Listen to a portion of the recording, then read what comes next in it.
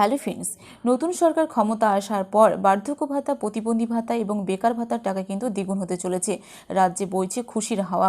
তো আপনারা যে বার্ধক্য ভাতা বা প্রতিবন্ধী ভাতা যে প্রতি মাসে 1,000 টাকা করে সুবিধা পেতেন, সেখানে কিন্তু বিজেপি সরকার ক্ষমতায় আসার পর রাজ্যে নতুন সরকার গঠন হওয়ার পরেই কিন্তু এমনটাই সিদ্ধান্ত নেওয়া হয়েছে যেখানে 1,000 টাকার পরিবর্তে 2,000 টাকা করে দেওয়া হবে। তো আজকের এই ভিডিওতে আপনাদেরকে বিস্তারিত জানাবো যে বার্ধক্য ভাতা এবং প্রতিবন্ধী ভাতার টাকা কত টাকা বৃদ্ধি করা হলো, অর্থাৎ কত টাকা বাড়ানো হলো এবং এই টাকাটি কবে থেকে কার্যকর করা হবে এবং আপনাদের অ্যাকাউন্টে সরাসরি এই টাকাটা কবে থেকে ঢুকে যাবে, সমস্ত কিছু জানাবো আজকের এই ভিডিওতে।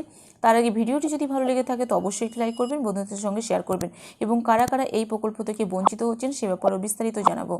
নির্বাচনের আগে দেওয়া প্রতিশ্রুতি পালনে এবার কোমর বেঁধে নামল শুভেন্দু অধিকারীর সরকার। রাজ্যের প্রবীণ নাগরিক এবং বিশেষভাবে সক্ষম ব্যক্তিদের জন্য বড় উপহার দিল নবান্ন।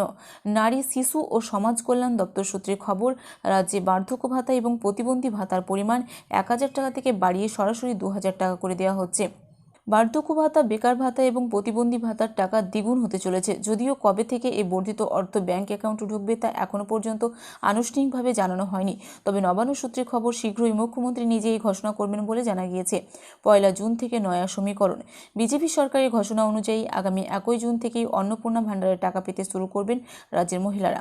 আর তার সঙ্গে বার্ধক্য ভাতা ও প্রতিবন্ধীর এই বিপুল বৃদ্ধি বাংলার সমাজ কল্যাণমূলক ইতিহাসে এক নতুন মাত্রা যোগ করল। বিশেষ করে 60 মহিলারা যারা বার্ধক্য ভাতার আওতায় পড়েন তাদের ক্ষেত্রে এই 2,000 টাকা হাতে পাওয়া বড় স্বস্তি দেবে বলেই মনে করছে ওয়াকিবহাল মহল। প্রশাসনের স্বচ্ছতা আর মানুষের হাতে সরাসরি অর্থ পৌঁছে দেওয়ার যে লক্ষ্য শুভেন্দু সরকার নিয়েছিল, এই সিদ্ধান্ত তারই প্রতিফলন বলেও জানা গিয়েছে।